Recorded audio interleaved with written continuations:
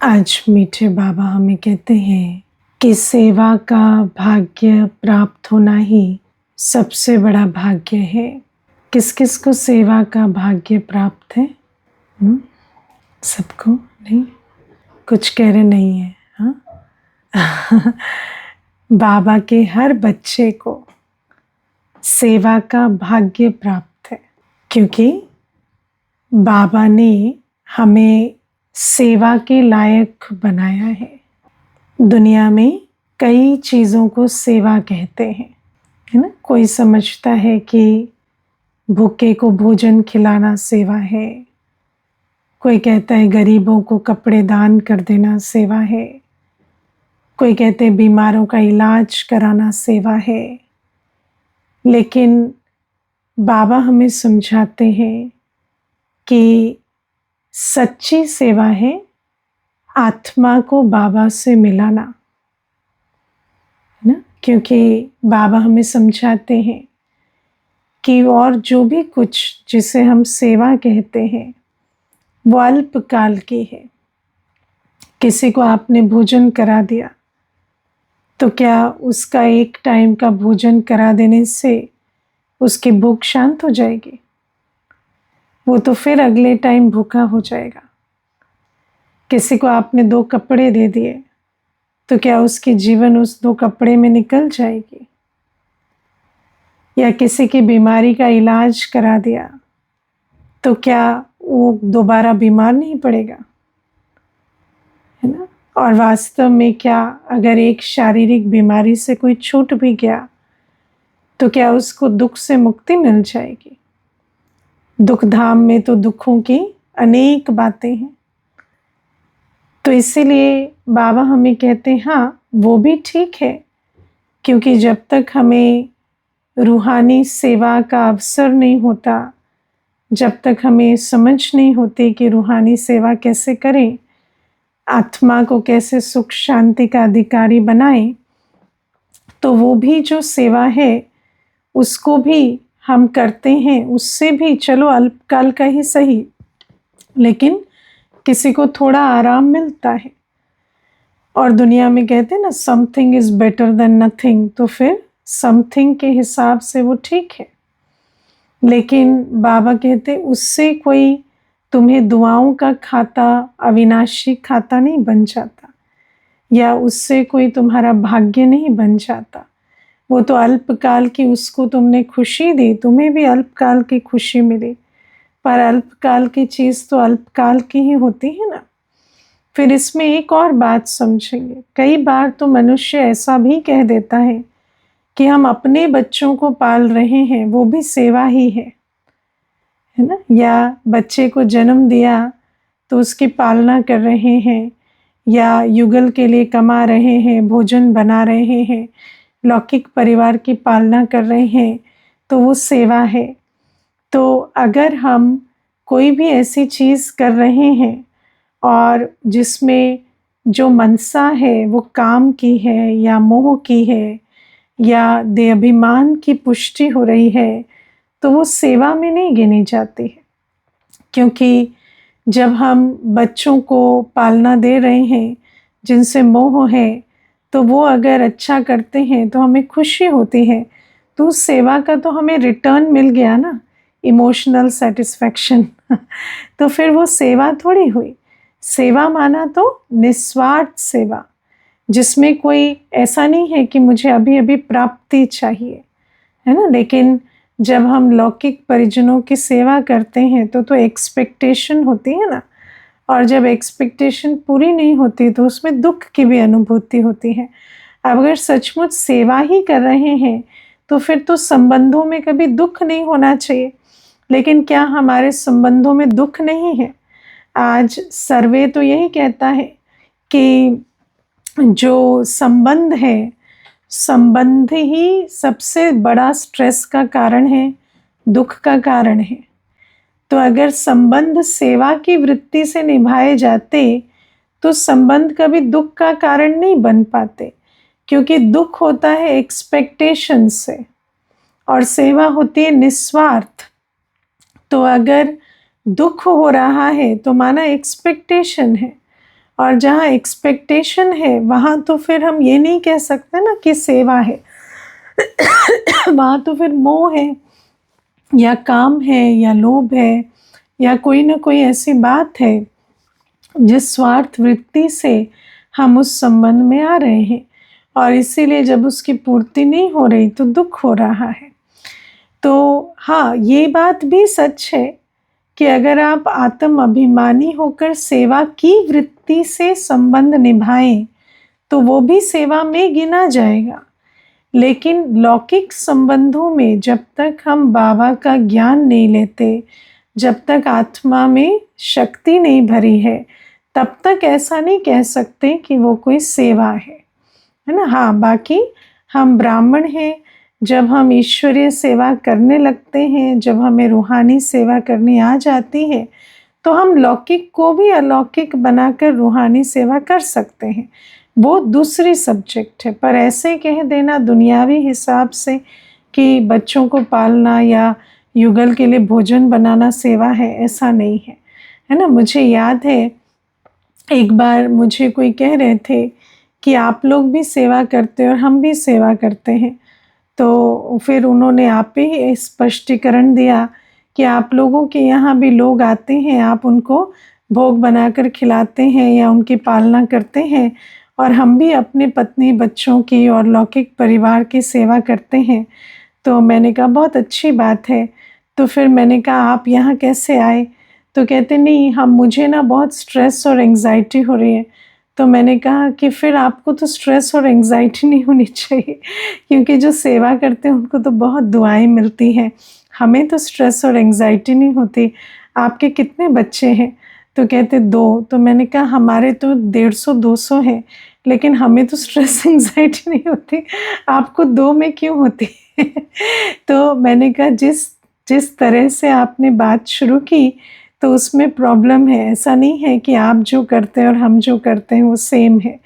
और अगर ये सेम नहीं है, और अगर आप इस बात को एप्रिशिएट करें और फिर जैसे हम करते हैं वैसे आप लौकिक में करने लगे, तो आप भी स्ट्रेस और एंग्जाइटी से फ्री हो जाएंगे, है ना। तो बाबा हमें ये बात समझाते हैं कि कई बार मनुष्य सेवा को समझता नहीं है, और जब बाबा आते हैं तो बाबा हमें समझाते हैं सेवा माना दुनिया में एक ही चीज सेवा है, आत्मा बाबा को पहचाने, बाबा को जाने पहचाने और बाबा से संबंध जोड़े। अगर आपको याद हो तो जो संडे की वाणी चली थी, कल की वाणी थी ना, हाँ कल की वाणी में या परसों की वाणी में मेरे ख्याल से बाबा ने बहुत अच्छा स्पष्ट किया था कि सेवा माना जब आप बाबा बाबा कहकर सेवा करते हो प्यार से, और सामने वाली आत्मा के दिल से भी बाबा बाबा निकलता है, तो उसको सेवा कहा जाता है ना। सेवा माना ये नहीं होता कि आपने 2 पॉजिटिव थिंकिंग किसी को सिखा दी या किसी को सिर्फ आत्मा का ज्ञान दे दिया, वो सेवा नहीं होती। क्योंकि चाहे हम ज्ञान ही सुना रहे हैं, लेकिन जब तक आत्मा बाबा को नहीं पहचानती और बाबा से उसका बुद्धि योग नहीं जुड़ता, तो उसको हम सच्ची सेवा नहीं कह सकते। क्यों? क्योंकि मान लीजिए मैंने आज कोई आत्मा दुख में आई, मैंने उसके दुख का निवारण भी कर दिया, मैंने उसको 2 बातें भी समझा दी, उसके दिल को राहत भी पहुंच गई, पर उसका परिचय, उसका संबंध जब तक बाबा से नहीं हुआ है, तो कल उसको दोबारा दुख के समय मैं याद आऊंगी, और हो सकता है उस समय पर मैं उसे मदद करूं या ना करूं, या कर सकूं या ना कर सकूं। तो फिर वो आत्मा जो है वो तो निर्भर आत्मा बन गई ना। तो इसीलिए सेवा माना आत्मा को बंधनों से मुक्त करना। और कौन सी आत्मा बंधनों से मुक्त बनेगी? जो बाबा को पहचानेगी। हाँ, ये बात अवश्य है कि जैसे जानकी दादी जी सुनाते थे कि जब कोई मकान बनता है और उसकी छतें डलती हैं तो ज़रूर बल्लियाँ लगती हैं, है ना, बड़े बड़े बांस के वो लगते हैं ताकि छत डल सके। तो हम भी निमित्त बनते हैं आत्मा को, हर ब्राह्मण निमित्त बनता है आत्मा को बाबा का रास्ता दिखाने के, लेकिन अल्टीमेटली तो छत उसको बाबा से मिलेगी ना, आत्मा से तो नहीं मिलेगी। तो सेवा का अर्थ आप समझे, सेवा उसी को कहा जाता है जब आत्मा ने बाबा को पहचाना, बाबा से बुद्धि योग लगा। और बाबा को पहचानना माना सिर्फ ऐसे नहीं वो कमरे में बैठकर बाबा बाबा करे या बाबा की याद में बैठे, नहीं, रोज मुरली सुने, है ना। बाबा का जो वर्षा है वो आत्मा को मुरली के द्वारा मिल रहा है। तो और मुरली कहाँ से सुनेगी? जब तक उसका किसी सेंटर से संबंध नहीं बनेगा तब तक उसकी रोज पालना नहीं हो सकती। आत्मा को तो रोज पालना चाहिए ना। बाबा ने कभी डायरेक्ट पालना दी क्या? बाबा ने सेंटर्स बनाए, बाबा ने अपने स्थान बनाए जहाँ से रोज ज्ञान योग की पालना मिलती है। आप विचार करो, जैसे जैसे समय बदल रहा है और जैसे जैसे आज हम देख रहे हैं कि 24 घंटे में इतने सारे तूफान आते हैं, इतनी बातें होती हैं, तो आज आप सोचो सेंटर्स से भी पालना कितनी तीव्र मिलती है ना। क्लास भी मिलती है, योग भी मिलता है, मुरली भी, मनन चिंतन भी मिलता है, मुरली की क्लास भी होती है, एक्सप्लेनेशन भी मिलता है। तो हर एक चीज़ मिलती है और हर एक चीज़ आवश्यक है, क्योंकि जब तक इतनी आत्मा को पालना ना मिले तो आत्मा माया के तूफानों पर जीत कैसे पाएगी? आत्मा पुरुषार्थ करने के लिए बल कैसे भरेगी? तो जब हम सेवा कहते हैं तो कई बार बच्चे सोचते हैं कि चलो वो बातें तो चली गई कि किसी को कंबल बांटना, खाना बांटना, लेकिन ये भी सोचते हैं कई बार कि किसी को बस आत्मा का चैप्टर सुना दिया, बाबा का परिचय दे दिया। नहीं, आत्मा को जब तक आप सेंटर से नहीं जोड़ते, जब तक उस आत्मा को एक सेंटर, एक ठिकाना नहीं मिला है, जब तक वो रोज की स्टूडेंट नहीं बनती, तब तक उसका कल्याण नहीं हो सकता। क्योंकि बाबा से वर्षा लेने के लिए उसको एक संगम युग तो अपना लगाना पड़ेगा ना। तो हमारी मेहनत क्या होती है? बाबा का परिचय देना माना आत्मा को सेंटर से जोड़ना। और बाबा कहते 2 मुख्य बातें हैं जो सेवा में गिनी जाती हैं। एक होता है सेंटर से आत्माओं को जोड़ना और दूसरा होता है सेंटर्स बनाना, है ना। सेंटर्स बनाना, तो जो बाबा के सेंटर्स चल रहे हैं वो सेंटर भी क्या, जो इंचार्ज है या जो एक आपको दिखाई देते हैं या 2 या 4 बहनें दिखाई देती हैं, क्या सेंटर्स उन्हीं से चल जाते हैं क्या? नहीं, सेंटर चलाना, सेंटर बनाना, सेंटर चलाना, उसमें संगठन चाहिए। और हर एक बच्चा जो संगठन में उस संगठन का हिस्सा होता है, जिसको हम हर सेंटर के कोर मेंबर्स बोलते हैं, है ना, वही उस सेंटर को चलाते हैं। जो उसमें तन मन धन मनसा वाचा कर्मणा से सहयोगी बनते हैं, वो उस सेंटर का आधार होते हैं। और बाबा कहते हैं उन्हीं के द्वारा सेवा होती है और उन्हीं बच्चों को हम कहेंगे रूहानी सेवा का भाग्य प्राप्त किया, है ना। बाबा ने भाग्य तो सबको दिया, लेकिन जब हम एक सेंटर को ऑपरेट करने के लिए अपना तन मन धन मन वचन कर्म लगाते हैं तो उसको कहेंगे हम कि रूहानी सेवा का भाग्य लिया इन्होंने। और यही सबसे बड़ा भाग्य है, क्योंकि इसी सेवा से हमें 21 जन्मों का राज्य भाग्य मिलता है। लेकिन कई बार ऐसा होता है कि बच्चे, देखो स्टूडेंट, बाबा कहते हैं ना मेरा स्टूडेंट माना ज्ञान की 4 सब्जेक्ट है, ज्ञान, याद, धारणा और सेवा।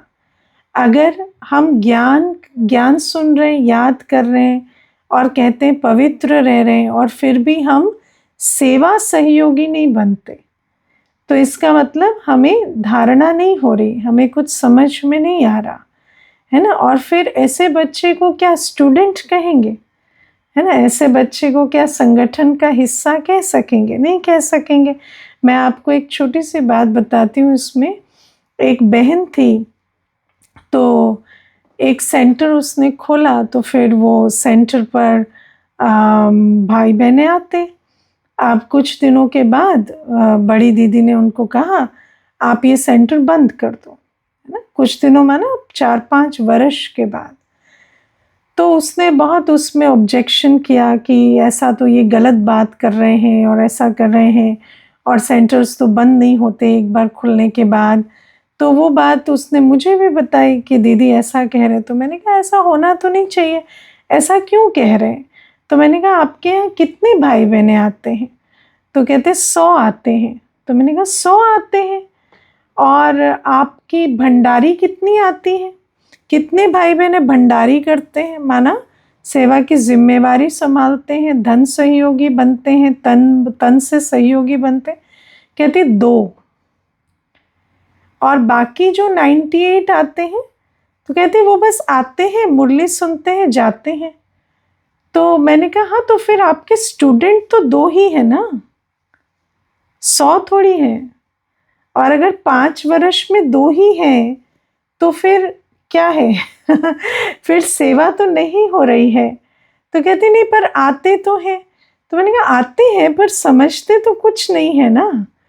तो फिर ज़रूर है कि बहन को ऐसे आ रहा है, बड़ी बहन को, कि आप दूसरी जगह पर अगर जाओगे तो हो सकता है आपकी ज़्यादा कंट्रीब्यूशन होगी वहाँ, है ना। तो आप देखो कि कई बार देखने में ऐसा लगता है कि बहुत स्टूडेंट्स हैं, लेकिन स्टूडेंट माना कौन? सेवाधारी, सर्विसेबल बच्चे जो होते हैं, वो जो अपने तन मन धन मन वचन कर्म को लगाएं।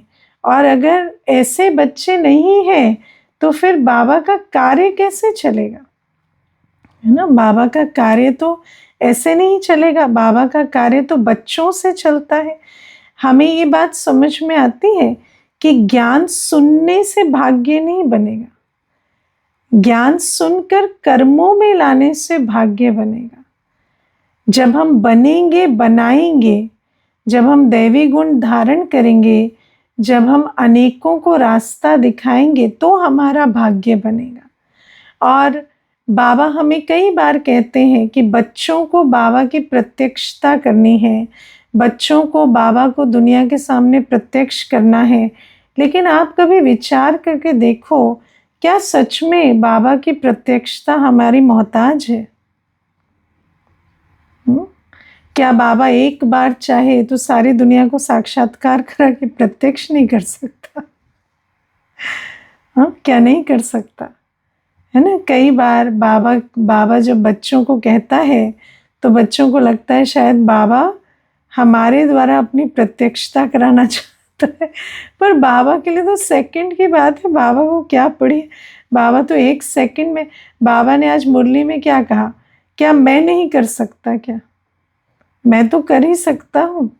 लेकिन ये जो बाबा हमें डायरेक्शन देते हैं, ये क्यों देते हैं? क्योंकि जो करेगा वो पाएगा।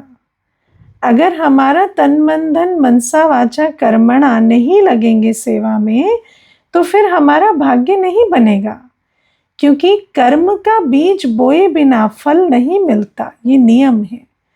इसीलिए बाबा हमें इतना समझाते हैं कि सेंटर्स के कारोबार में अपना तन मन धन मन वचन कर्म लगाओ। और अगर हम नहीं लगाते तो फिर हमारा भाग्य कैसे बनेगा? और बाबा कहते मान लो कि बाबा ने सबको साक्षात्कार करा भी दिया, तो भी बाबा की प्रत्यक्षता हो भी गई, तो जो नई दुनिया आएगी उसमें जाएगा कौन? वो जाएगा ना जिसने अपना 21 जन्मों का भाग्य बनाया है। तो वो बच्चे तो तैयार ही नहीं हुए, तो जाएंगे कैसे? तो इसीलिए बाबा हमें सेवा की सब्जेक्ट पर इतना अंडरलाइन करा रहे हैं आज, है ना। और फिर प्यारे बाबा हमें दूसरी बात कहते हैं कि सेंटर्स खोलना, है ना, क्योंकि जो सेंटर्स हैं उसमें हम सहयोगी बनते हैं। फिर बाबा कहते हैं सेंटर खोलने के निमित्त बनना। जहाँ हम गृहस्थ व्यवहार में रहते हैं, वहाँ हम बाबा का कार्य संभालें, बाबा का ज्ञान सुनाएं, बाबा के हर आत्मा को बाबा का बनाएं, बाबा की पालना आत्मा को दें। बाबा कहते ऐसे सेंटर्स खोलने के निमित्त भी बनना चाहिए। लेकिन फिर बाबा हमें कहते हैं कि जो सेंटर्स खोलने के निमित्त बनते हैं उन बच्चों में आपस में खिटखिट नहीं होनी चाहिए, है ना, क्योंकि आपस में खिटखिट होगी तो फिर सेंटर कैसे खोलेंगे, है ना। अब मैं आपको एक इसमें छोटी सी बात सुनाती हूँ। एक बार ऐसा हुआ कि जब हम शुरू में यहाँ सेवा शुरू हुई ना, तो निमित्त बनाया बाबा ने सेवा के, तो उस समय एक बहुत छोटे से स्थान पर, जैसे 2 कमरों का एक स्थान था, और वहाँ पर बाबा का ज्ञान सुनाते थे, बाबा की मुरली सुनाते थे, पालना देते थे। तो बहुत ही छोटा स्थान था। तो एक माता आती थी, उसके पास बहुत बड़ा घर था, बंगला था। तो वो रोज़ आती, 6 मास हो गए उसको आते-आते।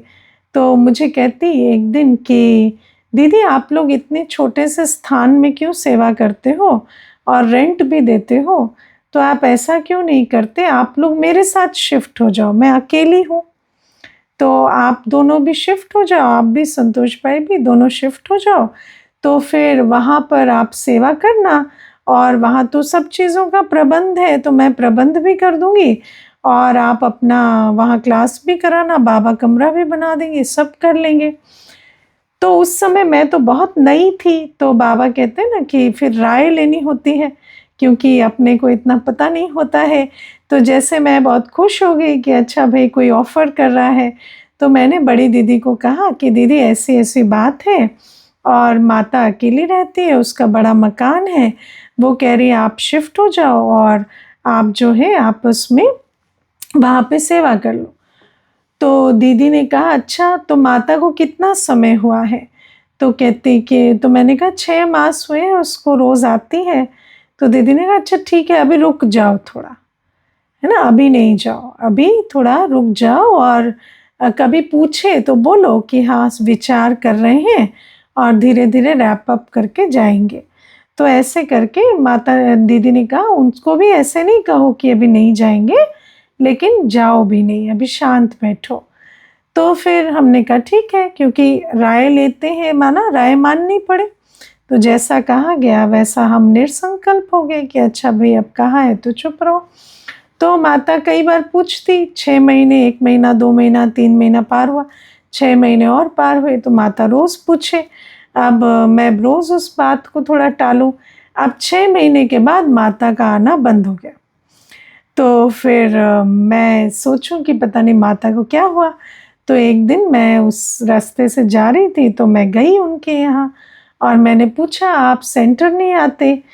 तो उनके घर में तो घमसान हो गया, क्योंकि अभी तो हम शिफ्ट भी नहीं हुए, और जो उनके जो बेटी थी, बेटी और दामाद, उनको पता चल गया कि इनके ऐसे संकल्प चल रहे हैं, तो उन्होंने तो संकल्प पर ही इतना घमसान मचा दिया और माता को इतना डरा दिया कि तुम आप अगर वहाँ जाएँगी तो फिर हमारा हिस्सा है और ये हम लीगल हेयर हैं और हम वारिस हैं इस प्रॉपर्टी के, और ऐसा है, वैसा है, और दुनिया भर का उन्होंने झगड़ा किया, और फिर माता को ही आने से रोक दिया, और माता में इतनी भी हिम्मत नहीं थी कि वो उस झगड़े में, है ना, अपना स्टैंड लेती, जबकि मकान उनका है, उनके युगल का है, उनका है, कोई बेटी का मकान नहीं है या दामाद का मकान नहीं है, लेकिन माता को इतनी दृढ़ता ही नहीं थी। तो फिर जब ऐसा हुआ तो वो माता ही रुक गई। तो फिर उसके बाद मैंने बड़ी दीदी को थैंक यू बोला। मैंने कहा अगर अभी शिफ्ट हो गए होते तो अभी रातों रात वो तो हमें ऐसे दर-बदर कर देती कि कहाँ जाएँ और कैसे सेवा सँभालें। तो विचार करो कि बाबा आज कितनी सुंदर बात कहते हैं कि मानो आपने सेवा का कदम बढ़ाया, तो फिर कोई गाली भी दे, तो आपको उसकी परवाह नहीं करनी है। क्योंकि देखो आप बाबा के बच्चे हो, आपने बाबा को समझा, पहचाना, आपने एक निर्णय लिया। अब ऐसा तो नहीं है ना कि कोई सब उसके लिए सहयोगी बनेंगे, राज़ी बनेंगे, लेकिन आत्मा में इतनी विल पावर तो होनी चाहिए ना कि मैंने अपने कमिटमेंट दी है या मैंने संकल्प किया है तो मेरा भाग्य बने, मैं उतनी हिम्मत दिखाऊं। कई बार क्या होता है, हिम्मत दिखाने में तो बहुत बड़ी बड़ी दिखाएंगे, लेकिन फिर बाद में जब विघ्न आते हैं तो उन विघ्नों का सामना नहीं करते। तो बाबा हमें इसीलिए कहते हैं कि हर आत्मा को सिर्फ सेवा की जोश रखने से नहीं होता। सेवा में तो फिर जैसे सर मुड़ाते ही ओले पड़ेंगे ना, कितनी सारी बातें आएंगी, कितने सारे विघ्न आएंगे, तो उसके लिए भी आत्मा में इतनी ताकत भरनी है। इसलिए बाबा आज कहते हैं कि पंडित नहीं बनना, है ना। पंडित क्या कर, पंडित की कहानी क्या है कि सबको बोला कि राम नाम लोगे तो पार हो जाओगे, और खुद राम नाम लेते डूब गया, क्योंकि उसको राम नाम पे भरोसा ही नहीं था। तो सेवा करने निकल पड़ते हैं तो अपने आप को भी तो देखें ना कि मेरी अवस्था कैसी है, और अवस्था कैसे बनेगी, योग तपस्या से। सिर्फ जोश दिखाने से तो नहीं होगा। और बाबा का कार्य तो वही संभालेंगे ना जो पवित्र बनते हैं, सतो प्रधानता की ताकत होती है। तो बाबा कहते हैं अपने को पतित से पावन बनाओ, ज्ञान योग का अभ्यास अच्छा करो, तब तो हमारे द्वारा सेवा होगी। तो बाबा ये बात भी बहुत अंडरलाइन कराते हैं कि हमें कोई भी कितनी भी ग्लानि करे, अगर मैंने सेवा का बीड़ा उठाया तो फिर मैं उस बीड़े को संभाल सकूं, जो विघ्न आए उसमें मैं डरूं नहीं, क्योंकि ऐसे ही तो सेवा नहीं होगी। विघ्न तो आएंगे, विघ्नों को पार तो करना पड़ेगा। फिर बाबा हमें ये भी कहते हैं आपस में खिटखिट नहीं होनी चाहिए, है ना। आपस में खिटखिट नहीं होनी चाहिए माना, बाबा कहते हैं अगर सेवा घर में चलती है तो ऐसा नहीं कि, उससे भी पहले जो बात समझने की है वो ये कि सेवा जब हम जिम्मेवारी लेते हैं, कोई भी पाठशाला खोलने की, सेंटर खोलने, अपने यहाँ जो घर गृहस्थ में रहकर सेवा संभालने की, तो ज़रूर है कि जब क्लास खुलती है तो कोई ब्राह्मणी आएंगी, क्लास कराएंगी, है ना। दीदियों को बुलाते हैं, वो क्लास कराते हैं, लेकिन फिर ऐसा थोड़ी है कि उसकी जिम्मेवारी हम नहीं संभालेंगे, है ना। सिर्फ सेंटर खोल देने से तो नहीं होगा, सेंटर का तो रोज का खर्चा है है ना। सेंटर पर तो साफ सफाई होगी तो तन भी लगाना पड़ेगा, सेंटर पर भोग भी बनाना पड़ेगा। सेंटर संभालना माना तन मन धन पूरा स्वाहा नहीं किया तो सेंटर कैसे संभालेंगे। साकार बाबा के समय में एक बार ऐसा हुआ कि किसी ने कहा बाबा को कि मेरे पास स्थान है और मैं सेंटर खोलना चाहता हूँ, और बाबा ने बच्चियों को भेजा वहाँ सेवा के लिए। लेकिन जब बच्चियाँ गई तो उसने बस घर का ताला खोला और दे दिया, लेकिन भोजन भी नहीं पूछा, आटा दाल चावल भी नहीं पूछा। तो ऐसे में फिर, है ना, फिर बाबा बच्चियों को वापस लेकर आए, क्योंकि जब सेवा की कोई जिम्मेवारी लेता है तो उसको समझना चाहिए कि सेवा माना सिर्फ ये थोड़ी है कि आप गए क्लास करा दिए या आपने मकान दे दिया, लेकिन बाकी चीज़ें भी तो हैं। फिर भोजन है, बिजली का बिल है, पानी का बिल है ना, साफ सफाई है, वो फिर कैसे होगी। तो बाबा कहते हैं हर चीज़ की जिम्मेवारी लेनी पड़े, तन मन धन मनसा वाचा कर्मणा ना लगाएं तो सेवा कैसे हो। फिर कई बार ऐसा भी होता है कि हाँ, स्थूल जिम्मेवारी तो ले लेते लेकिन फिर समय नहीं देंगे, है ना, अपना योगदान नहीं देंगे। एक बार मैंने देखा एक माता ने सेवा में अपना मकान दिया, है ना, बहन वहाँ सेवा करती, लेकिन अगर मान लो किसी दिन बहन नहीं है और उनको कहा जाए कि आप आज एक दिन क्लास संभाल लेना, या एक दिन कोई असुविधा हुई, बहन को बुखार हुआ, बीमारी हुई, कुछ हुआ, तो उसको उस दिन क्लास संभालना, तो कहती नहीं, युगल बहुत नाराज होते हैं। तो अब क्या है कि अगर आप एक दिन भी संभाल नहीं पाएंगे तो फिर क्या, वो एक दिन क्या होता, क्लास बंद करेंगे क्या तो कुछ ना कुछ तो फिर जिम्मेवारी तो लेनी पड़ेगी, डरने से थोड़ी होगा। जब सेवा का कदम बढ़ाया है तो तन मन धन मनसा वाचा कर्मणा पूरा लगाना पड़े, क्योंकि जिम्मेवार आत्मा ना बने तो सेवा में तो कई विघ्न पड़ जाएंगे फिर। और विचार करो, एक आत्मा आई और लौट कर जाए तो फिर अगले दिन वो थोड़ी आएंगे, या ताला ही बंद मिले और कोई खोलने वाला ना हो तो वो अगले दिन नहीं आते। तो बाबा कहते हैं इन बातों का भी ध्यान रखना पड़ता है। और फिर प्यारे बाबा हमें कहते हैं कि आपस में खिटखिट नहीं होनी चाहिए, है ना, क्योंकि आपस में जब खिटखिट होती है तो वायुमंडल बहुत खराब होता है और वायुमंडल से सेवा होती है। आप देखो सेंटर पर कोई जब आते हैं, है ना, जैसे ही घुसते हैं सेंटर पर तो पहली चीज़ क्या कहते हैं? पहली चीज़ कहते हैं बहुत शांति की फीलिंग आती है, यहाँ बहुत पवित्रता की अनुभूति होती है। तो सेंटर पर सबसे पहली चीज़ जो आत्मा को छूती है, जो उसको फील होती है, वो होता है वायुमंडल। तो वायुमंडल को अच्छा रखने के लिए आपस में खिटखिट नहीं होनी चाहिए।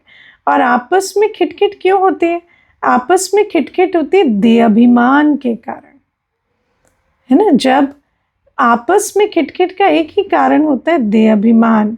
जब व्यक्ति अपने आप से ये पूछने के बजाय कि सेवा के लिए क्या अच्छा है, अगर इस चक्कर में पड़ जाता है ना कि मेरी बात मानी गई या नहीं मानी गई, जिद पर आता है, तब खिटखिट होती है ना। तो जब भी देखो, जब कोई भी संगठन में हम चलते हैं तो संगठन में खिटखिट का कारण क्या होता है कि जिसका पद ऊंचा है, जिसकी, है ना, जिसके अंदर लौकिक विशेषताएं हैं, कुछ और है, तो वो कहते हैं हम जो कहते हैं वो ही राइट है और उसी को मानना चाहिए।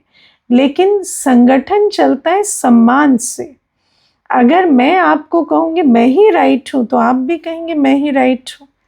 लेकिन अगर मैं ये कहूँ कि अच्छा ठीक है, ये बात तो आपकी ठीक है, लेकिन सेवा के लिए ये थोड़ा बेटर रहेगा, तो नेचुरल है कि आपको भी सेवा का होना है, तो आप कहेंगे हाँ फिर आप जैसा ठीक समझे वैसा ठीक।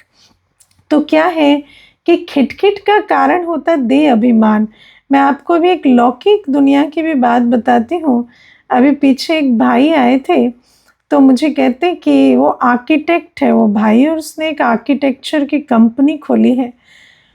तो मुझे कहते कि मैं आर्किटेक्ट हूँ और मैंने दुनिया के सबसे अच्छे कॉलेज से आर्किटेक्चर पढ़ा है और मैंने ये कंपनी खोली है, लेकिन क्योंकि नेचुरल है मैं अकेले तो इसे नहीं चला सकता, तो इसीलिए मैंने बहुत सारे स्टाफ को हायर किया है। उसमें कुछ आईआईटी से भी हैं, कुछ आईआईएम से भी हैं और कुछ तो ऐसे भी हैं जो जिनका वर्क एक्सपीरियंस मेरे से भी ज़्यादा है, लेकिन मालिक तो मैं ही हूँ ना, कंपनी तो मेरी है।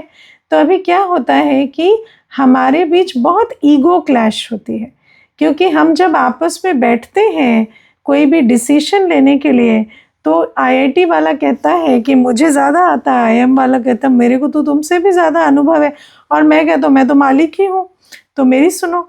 तो अब क्या होता है कि ऐसे में हमारे बीच खिटखिट बहुत हो रही है और इससे क्या हो रहा कि काम भी नहीं हो रहा और असंतुष्टता भी बढ़ रही है। तो इसका क्या सल्यूशन है? तो मैंने उनको कहा कि अभी आप एक चीज़ पकड़ कर रखो, हु इज़ राइट नहीं, व्हाट इज़ राइट पे जाओ, है ना। मैं राइट हूँ या आप राइट हैं, इसका कोई सल्यूशन नहीं निकलता है, क्योंकि कौन राइट है इस बात में जाने से क्या होता है, आप पद, ओहदा, आयु, एक्सपीरियंस, क्वालिफिकेशन हर बात में जा रहे हैं, लेकिन आपका लक्ष्य क्या है? लक्ष्य तो ये है ना कि प्रॉफिट बढ़े। तो जो चीज़, जो राय प्रॉफिट के लिए अच्छी है उसको मानो, है ना। आप सब मिलकर कमाने के लिए तो बैठे हो ना, वहाँ कंपनी चला रहे हो तो प्रॉफिट ही तो आपका लक्ष्य है ना, तो प्रॉफिट को देखो। ऐसे ही जब हम बाबा की सेवा करते हैं तो हमारा लक्ष्य क्या होना चाहिए कि सेवा की वृद्धि कैसे होगी। मेरी मानी या तुम्हारी मानी या इसकी मानी या उसकी मानी, उसमें नहीं जाना है। और अगर उसमें जाते हैं तो फिर ये जो खिटखिट है वो बढ़ती है, क्योंकि जहाँ देहाभिमान आ गया, मैं बड़ा या तुम बड़ा या मेरी बात रखी गई या तुम्हारी बात रखी गई, उसमें फिर देहाभिमान में आकर सारी चीज़ें खराब हो जाती हैं। तो बाबा कहते हैं आपस में खिटखिट नहीं होनी चाहिए, और जो समझदार होते हैं वो संगठन अच्छा बनाते हैं। और सबसे बड़ी बात क्या है, देखो सेवा का जो बड़ा कार्य है, सेवा का कार्य कोई छोटा कार्य नहीं है, और सेवा कभी कोई अकेला नहीं कर सकता। अगर अकेला कर सकता तो अकेला शिव बाबा कर लेता, फिर उसके बाद ब्रह्मा बाबा कर लेता है ना। लेकिन सेवा का कार्य ही इतना बड़ा है कि उसको अनेकों को मिलकर करना पड़ेगा। संगठन में ही सेवा होगी, और संगठन दो धारी तलवार है ना। संगठन में अगर संकल्प श्रेष्ठ चलेंगे, संगठन में शुभ भावना शुभकामना होगी, स्नेह सम्मान होगा, तो 50 गुना 100 गुना पदम गुना कार्य हो सकता है। लेकिन अगर वही संगठन में खिटखिट हुई तो हम एक दूसरे को इतना नीचे गिरा देंगे कि उसकी कोई सीमा नहीं है ना। इसीलिए बाबा हमें कहते हैं कि संगठन में एक दो को राय लेकर मजबूत बनाकर कार्य करना है ना। ऐसे नहीं कि बाबा क्या करेंगे वो पहले देखे नहीं। बाबा कहते हैं हिम्मत दिखाओ, और हिम्मत सिर्फ इसकी नहीं कि हम कितना लगाएंगे, अपना कितना तन मन धन लगाएंगे, पर हिम्मत इसकी भी कि कैसे हम सबको साथ लेकर चलेंगे, कैसे हम आपस में स्नेह सम्मान से चलकर अच्छा संगठन बनाएंगे। जब हम अच्छा संगठन बनाते हैं तो उस संगठन में बहुत बरकत होती है। तो बाबा हमें ये बातें समझाते हैं कि बच्चों को अच्छा संगठन बनाना, आपस में मददगार बनाना, और आपस में मददगार बनाने के लिए, संगठन बनाने के लिए बालक सो मालिक का हमें बाबा ने बहुत अच्छा नियम सुनाया है कि हर एक बच्चा मालिक है, क्योंकि हर एक कार्य का जिम्मेवार है ना। जो भी मैंने आपको कहा कोर मेंबर माना जो अपने तन मन धन को समर्पित करते हैं, वो बच्चे जो हैं वो मालिक हैं। जब भी कोई बात होती है, डिसीजन होता है, राय ली जाती है, लेकिन बाबा कहते हैं फिर वो राय जब उस पर कोई फैसला हो गया, निर्णय हो गया, तो फिर बालक बनकर उसको स्वीकार करना है। जब इस विधि से चलते हैं तो सेवा भी होती है, संगठन भी बनता है, और इस विश्व को आज एक ही सेवा की आवश्यकता है, वो है रूहानी सेवा की, है ना। तो उस रूहानी सेवा को के महत्व को जान हम बच्चों को सेंटर्स को चलाने, सेंटर्स बनाने का ऊना होना चाहिए। अच्छा, हम हर रोज सेवा कैसे करें? हर रोज सेवा होती है संबंध संपर्क में, मनसा से, है ना। मनसा से सेवा होती है, और संबंध संपर्क में हम जिनके रोज आते हैं उनकी सेवा हम अपनी चाल चलन से करते हैं। ये हर रोज की सेवा की गाइडलाइन है। अच्छा, ओम शांति।